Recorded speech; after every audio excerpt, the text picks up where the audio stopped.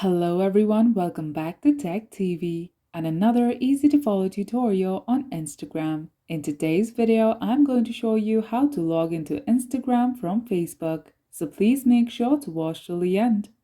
Subscribe to our channel Tech TV and ring the notification bell so that you'll get notified on our next interesting upload.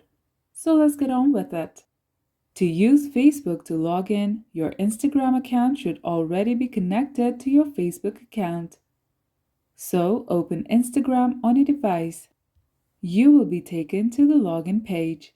Here, tap the Continue with Facebook button. If you are already connected to your Facebook account, the login process will be done in just one tap. And that's how you log into Instagram from Facebook. If you liked the video, please leave a like and let me know if you thought it was helpful in the comment section down below. Thank you for watching, and I'll be back with more interesting tutorials soon. Until next time.